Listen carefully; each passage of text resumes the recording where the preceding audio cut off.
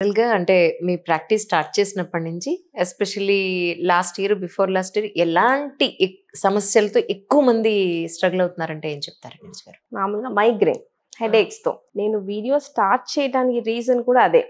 మేము చదువుకునేటప్పుడు exam cases ఎక్కువగా చూస్తాం. రేర్ డిసీజెస్ చాలా ఎగ్జామిన్ చేస్తే చాలా ఫైండింగ్స్ ఉంటాయి. సో అక్కడ మమ్మల్ని టెస్ట్ చేస్తారు, అన్ని పట్టుకుంటున్నారా లేదా అనేది. బయటికి వచ్చిన తర్వాత ప్రాక్టీస్ స్టార్ట్ చేస్తే ఆ కేసెస్ ఎప్పుడో ఒకసారి వస్తాయి, ఆ ఎగ్జామ్ కేసెస్. కానీ రొటీన్గా చూసే రొటీన్ ప్రాబ్లం ఏంటంటే హెడేక్స్, కళ్ళు తిరగడము, నీరసం, ఇట్లాంటి వాటితో ఎక్కువ మంది సఫర్ అవుతారు. ఇప్పుడు 10 మంది వస్తే 9 మంది ఇవే ఉంటారు. ఎవరో ఒకళ్ళు స్ట్రోకు, పక్షవాతం, ఫిట్స్, ఇట్లా కొన్ని రేర్ పార్కిన్సన్స్, ఇట్లా తక్కువ. ఎక్కువ మంది ఇవి. ఇప్పుడు మైగ్రేన్ అనేది నాకు కూడా ఉంది. సో నేను ఫస్ట్లో మైగ్రేన్ పేషెంట్స్ వచ్చేటప్పటికి ఫస్ట్ రూమ్లోకి రాగానే ఇంత పెద్ద కట్ట ఎంఆర్ఐలు తీసుకొచ్చి నా టేబుల్ మీద పెడతారనమాట. ఇన్ని స్కాన్లు చేయించాను, నాకు 10 ఏళ్ల నుంచి తలనొప్పి ఉంది, ఇప్పటికీ నాకు తగ్గట్లేదు, నేను ఏమైపోతాను ఇట్లాగే ఉంటే అని అట్లా వస్తారు. అప్పుడు నాకు అనిపించింది వీళ్ళకి బేసికల్లీ 10 ఏళ్ల నుంచి తలనొప్పి ఉండి ఇప్పటికీ యాక్టివ్గా ఉన్నారు అంటే చెడ్డ జబ్బు కాదు. బట్ ఆ విషయం వాళ్ళకి ఇప్పటి వరకు తెలియదు కదా. అంటే ఇది it's not a bad disease. దీనికి ట్రీట్మెంట్ మెడిసిన్ కాదు, దీనికి ట్రీట్మెంట్ అనేది లైఫ్ స్టైల్ మోడిఫికేషన్ అనేది వాళ్ళకి ఇప్పటి వరకు రీచ్ అవ్వాల. ఇన్ని ఎంఆర్ఐలు జరిగాయి కానీ ఆ బేసిక్ ఇన్ఫర్మేషన్ వాళ్ళకి రీచ్ అవ్వలేదు. సో నాకు చిన్నప్పటి నుంచి మైగ్రేన్ ఉంది, మా ఫ్యామిలీలో అందరికీ ఉంది. జెనెటిక్స్ లో వచ్చింది. నేను ఎప్పుడు హాస్పిటల్స్ చుట్టూ తిరగల, ఎప్పుడు స్కానే చేయించుకోలేదు. బట్ నేను హ్యాండిల్ చేసుకోగలుగుతున్నాను కదా. బట్ వీళ్ళు they are spending a lot. అంటే స్కాన్ల మీద, డాక్టర్ చుట్టూ తిరగడంలో చాలా ఇన్కమ్ కూడా దానివల్ల పోతా ఉంటుంది. వాళ్ళ లైఫ్ స్టైల్ బాగోదు. అంటే వాళ్ళకి ఆ టైం దొరకలేదు డాక్టర్తో డిస్కస్ చేయడానికి. నెక్స్ట్ ఏంటి, నేనేం చేయాలి నా వైపు నుంచి, వాళ్ళు డిస్కస్ చేయలేకపోతున్నారు. సో నేను అనుకున్నాను నా దగ్గర వచ్చే మైగ్రేన్ పేషెంట్స్కి అయినా కూడా నేను కొన్ని వీడియోస్ తీసి ఇట్లా తినండి, ఇట్లా చేయండి, మైగ్రేన్ మళ్ళీ వచ్చినా అసలు టెన్షన్ పడకండి, ఫస్ట్ స్ట్రెస్ ఫీల్ అయితేనే కదా ఎక్కువ అయ్యేది. సో వచ్చింది అంటే రెస్ట్ తీసుకోండి, once in a month, once in 2 months వస్తే అసలు బాదర్ అవ్వాల్సిన అవసరమే లేదు. సో ఇట్లా కొన్ని పాయింట్స్తో కొన్ని వీడియోస్ తీసి నా దగ్గరికి మైగ్రేన్ వచ్చిన వాళ్ళకి ఇదిగో ఈ వీడియో చూడు అంటే ప్రతి ఒక్కరికి అంతా ఎక్స్ప్లెయిన్ చేయాలంటే 15-20 minutes పట్టేస్తుంది. సో మనం ఇవ్వకపోతే వాళ్ళకి యూజ్ లేదు, నా కన్సల్టేషన్తో వాళ్ళకి ఎటువంటి యూజ్ లేదు. నేను అనుకున్నాను ఓకే వీడియోస్ పెడతాము, నాకు వచ్చిన పేషెంట్కి నేను చెప్తాను ఇది చూడు, మైగ్రేన్ ఉన్న వాళ్ళకి షేర్ చేయి, అట్లాగే వర్టిగో, కళ్ళు తిరగడం. సో తర్వాత నాకు తెలిసిన disease Parkinson disease. So first మనకి షుగర్ రాగానే బాధపడతాం కానీ భయపడం, ఎందుకంటే we have lot of information. Diabetes వస్తే ఏం చేయాలి అనేది మనం పక్కింటి వాళ్ళని అడిగినా చెప్పేస్తారు.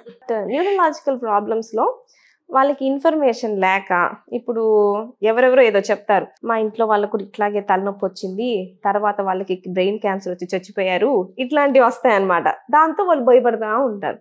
సో రైట్ ఇన్ఫర్మేషన్ మనం ఇవ్వగలిగితే హాఫ్ ద డిసీజ్, జబ్బు సగం జబ్బు మన మాటలతోనే తగ్గిపోతుంది. ఏం అదే కమ్యూనికేషన్, పేషెంట్కి డాక్టర్కి. ఓల్డ్ టైమ్ డాక్టర్స్ అనేవాళ్ళు కమ్యూనికేషన్ మీద బాగా ఫోకస్ చేసేవాళ్ళు. ఇప్పటి జనరేషన్ అనేది ఇన్వెస్టిగేషన్స్ అన్నమాట. సో రెండు కంబైన్ చేయాలి. నేను అసలు ఇన్వెస్టిగేషన్ చేయను అంటే కొన్ని మిస్ అయిపోతాం. So we have to investigations చేయాలి, బట్ ఎక్కువ కమ్యూనికేట్ చేయాలి పేషెంట్తో. సో నా మెయిన్ ఎయిమ్ అది. ఆ కమ్యూనికేషన్ ఇంప్రూవ్ చేయడానికి నేను వీడియోస్ చేశాను. చాలా మంచి రెస్పాన్స్ వచ్చింది. అసలు నేను ఇది చేయగలననే విషయం నాకు తెలీదు. I'm an introvert by nature. నేను ఇంట్రోవర్ట్ని, పెద్దగా కలవను, నాకు పెద్దగా ఫ్రెండ్స్ ఉండరు. ఓకే.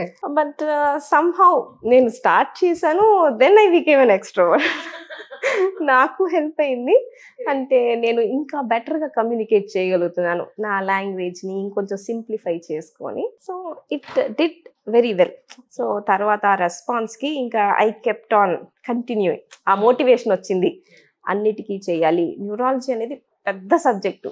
నేను రోజుకో జబ్బు చెప్తాను, నా లైఫ్ టైం సరిపోదు, అంత పెద్ద సబ్జెక్ట్ అది. So there are still so many. పుట్టిన బిడ్డ నుంచి ఎండ్ వరకు ఒక్కొక్క స్టేజ్లో ఎఫెక్ట్ చేసే న్యూరలాజికల్ ప్రాబ్లమ్స్ ఉంటాయి కదా. So I want to create a complete awareness with time. నాకు ఆ ఆపర్చునిటీ ఇచ్చారు చూసేవాళ్ళు. ఎవరు చూడకపోతే నేను ఎట్లా పర్సిస్ట్ చేస్తాను, బట్ అంటే రైట్ ఇన్ఫర్మేషన్ దొరకడం కూడా ఈ రోజుల్లో కష్టంగానే ఉందండి. You are giving the right information to the society, that's main point. మిమ్మల్ని ఈ రోజు ఇక్కడికి ఇన్వైట్ చేయడానికి కూడా మెయిన్ రీజన్ అదే. అదే మీకు తెలుసాను అంటే సోషల్ మీడియా ద్వారానే కదా I got this opportunity. So మా హాఫ్ లైఫ్ 30 అయింది నాకు ఎడ్యుకేషన్ అయిపోయేటప్పటికి. సొసైటీని చూసేది ఒక డాక్టర్ 30 తర్వాతే, అవును. ఫ్యామిలీని చూసుకునేది కూడా దాని తర్వాతే.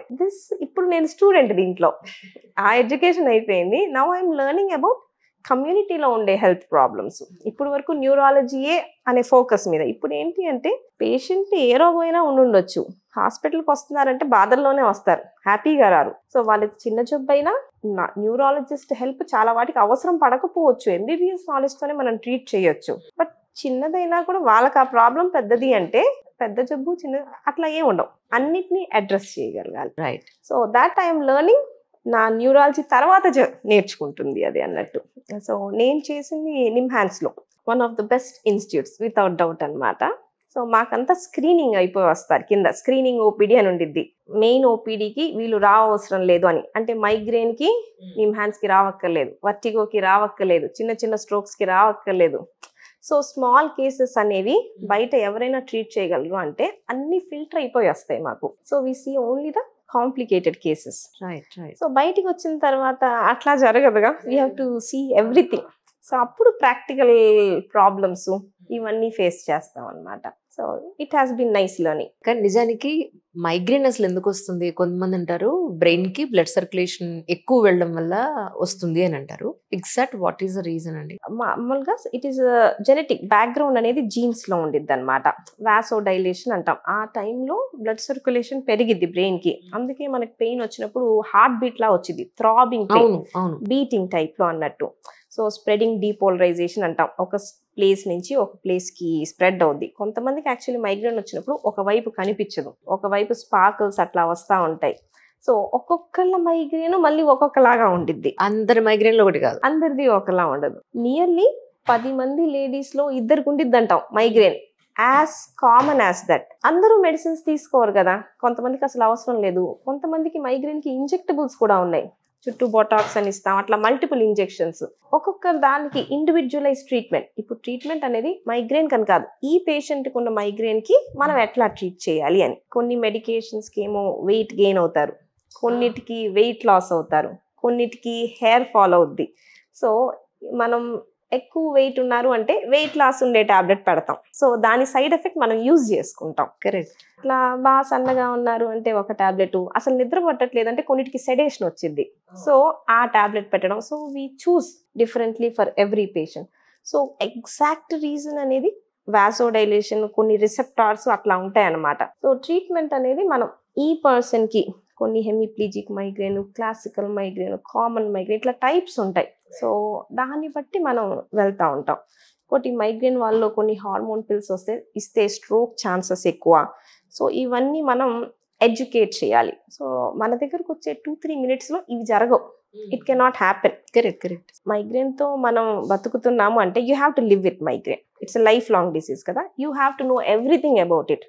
అంటే నాకు డాక్టర్గా నాకు ఎంత తెలుసో పేషెంట్కి అంత తెలిసి ఉండాలి, so that he can handle it. Sudden గా మైగ్రేన్ చేంజ్ అయింది అంటే ఇట్ కెన్ బి వేరే డిసీజెస్ కూడా రావచ్చుగా మైగ్రేన్ ఉన్న వాళ్ళకి బ్రెయిన్ లో. Absolutely. So when you have to ఎప్పుడు డాక్టర్ ని కన్సల్ట్ చేయాలి, ఇదంతా you have to learn with time.